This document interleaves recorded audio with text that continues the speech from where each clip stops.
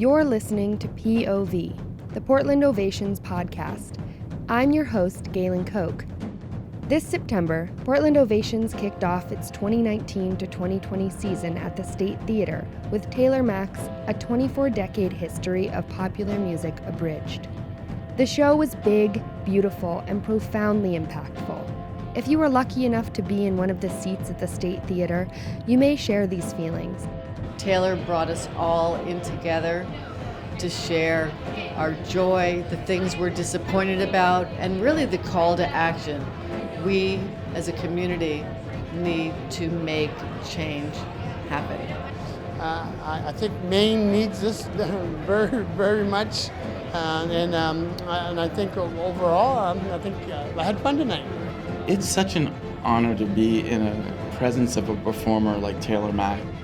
To be reminded that even in adversity and hardship and pain, there is joy, there is celebration, there is such wonder of what it means to be human.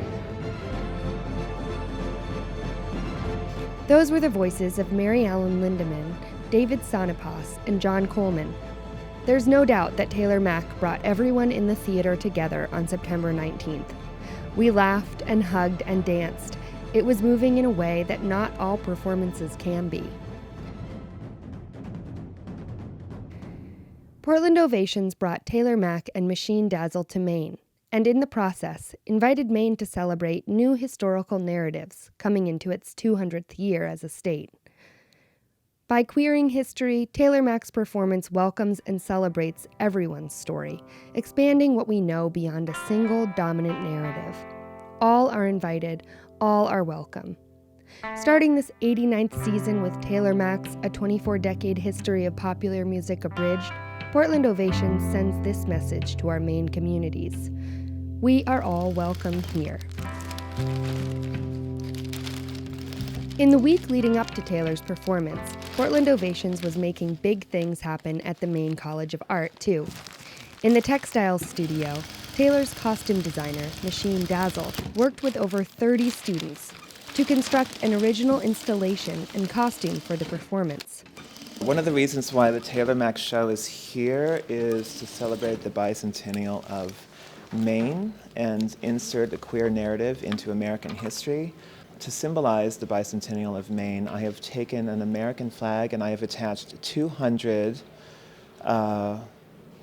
little shapes of the state of Maine, silhouettes, made out of secondhand sails that I got at Seabags. So it's just very big, colorful, fluffy. It is actually kind of heavy, but it's this big, fluffy, colorful confection. And Taylor will just totally wear it on stage and bring it alive. Students like Erin Marshall, a textiles major at Mecca, helped Machine all week to create the costume that will be on stage for the final act of Taylor's show. I was here all day yesterday, starting at about 10:30, and then I worked up until my class at 3. It was a good day. It was awesome. We were cutting out Maine for forever. In the studio, Machine moves around the room, fluffing sailcloth, searching for the perfect belt to tie the dress together at the waist. I don't follow any rules. I follow my instincts. I follow my emotions. I create sculpture, which is wearable, and it fills the stage, and audiences love it. It's not a dress. It's something else. You could describe it as like a ceremonial garment. We're celebrating America. We're celebrating sacrificing what is no longer serving the American narrative. These old stories do not serve everyone. They haven't for a really long time. People really are equal, and we need to allow for it. To understand more about what it means for Maine to have a show like Taylor's come to the State Theater, I sat down with Shane Diamond, the communications director at Equality Maine. Equality Maine was one of Ovations' community partners on this project. Seeing queer icons telling queer stories, how that is going to empower people all over the queer community who are, either established in their identities or figuring it out or learning a new language for the first time on that night. I'm really excited to see and to be a part of this. Equality Maine was founded in 1984 after Charlie Howard was murdered in Bangor for being a gay man. That story and the struggles and triumphs of the queer community here in Maine were discussed at the Portland Public Library before Taylor Mack's performance. The panel discussion, Queer Maine, Memory and Resilience Across Time and Space, featured Portland Ovations Deputy Director Linda Nelson in conversation with Shane Diamond, Dale McCormick, and Jay Sosa. Dale is an original founder of the Maine Lesbian Gay Political Alliance that would become Equality Maine. Here's Dale. I've been in the middle of it, and I think we all have been making history. And whether or not it was written about, our history here in Maine, to me, is years and years, 20, 30 years, 35 years of countering hate, prejudice against us, exacerbated by AIDS. The panel discussion at the library, a free Ovations offstage community event just hours before Taylor Mack's show, provided a context for the performance. And it also grounded the show in real emotions, real stories, and real people here in Maine. We're having conversations now about the queering of history and including queer voices in our telling of history and herstory and how we got to where we are. And I'm really, really excited not only to see the performance, but to see the folks who also value this. That people are making time and spending money to come see this, to be part of this, to be washed in queer for the night, regardless of what their identities might be, especially, it's like a queer pop-up space. When we say queering history, it's not just about sexual orientation or identity. Here's Taylor Mack. My mentor, Penny Arcade, said to me one time that a queer is not a person who is gay or straight. A queer is a person who is ostracized by society to such a degree as a young person that they don't have a desire to ostracize anybody else.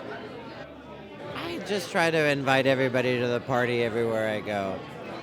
Again, that doesn't mean that they're in charge of the party. I'm still the host of the party. It's still my party, but I want to invite everybody to the party, no matter what your sexuality is, what your desires are, and find a way for queer people to feel liberated in mixed space, in space that includes heterosexuals, and to find a way for heterosexuals to feel the responsibility of stretching to people who are not the status quo. In order to reach more of those folks beyond the status quo, Taylor Mack collaborated with Portland Ovations. Ateem Boykin is Portland Ovations co-director of engagement. For Taylor's performance, Ateem and the Ovations staff helped bring voices onto the stage from right here in Maine. One of those voices was singer-songwriter Alejandro Graciano. He played with Taylor and the band. And what they did was activism. Taylor Mack and his band are well-oiled and top of their game. And what they did was take somebody like Alejandro, who was aspiring, and put him on the top. So I think that's a privilege to witness and be a part of that, because it's the privilege that Taylor Mack and company have that they used to bring Alejandro to the stage. And I understand that what's the use of privilege if you don't use it to pull people up? And that's exactly what they did in that show. Taylor also made space on stage for Micmac elder David Sanapas to acknowledge the thousands of years of Wabanaki habitation of this land that we have for a mere 200 years, known as Maine. Here's Ateem again. I think that opportunity is important, to give voice to the voiceless, to give acknowledgement to the unacknowledged, to be aware. So part of that process of coming to inviting Native American elders to be a part of the show, we had to really think as a staff, how does it feel? We had to really think and be mindful about how to approach this in a very sensitive and respectful way. So I think this season opener was more than just a season opener.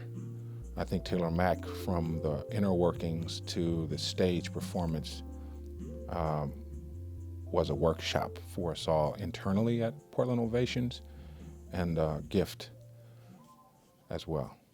The spirit of lifting each other up, of welcoming everyone to the party, was so alive in the room the night of Taylor's performance. About halfway through the show, Taylor asks the audience to hold someone of the same sex close, regardless of sexual orientation.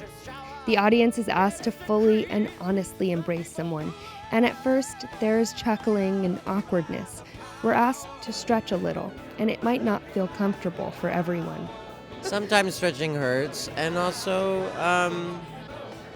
it's not what we're asked to do. We think that everything's supposed to come to us instead of that. You know, it's very rare for a queer person to be the metaphor for anything other than queer people.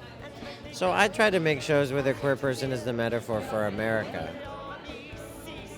But it's liberating for straight people. The straight people that come to our shows are so happy to get an opportunity to not carry the burden of being the majority all the time. It's a liberation. A calm finally came over the theater as folks actually took the moment of embracing to connect, to really embrace and hold someone close. In that moment, everyone was welcome. Some had to stretch, some felt at home, but everyone had an open invitation to come to the party.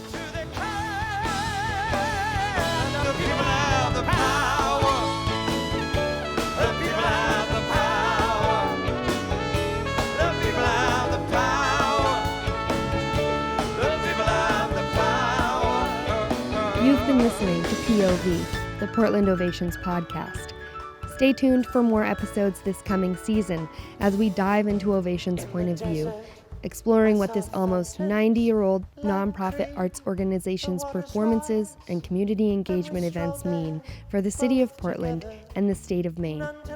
Our culture, our economies, our lives. Thanks for listening.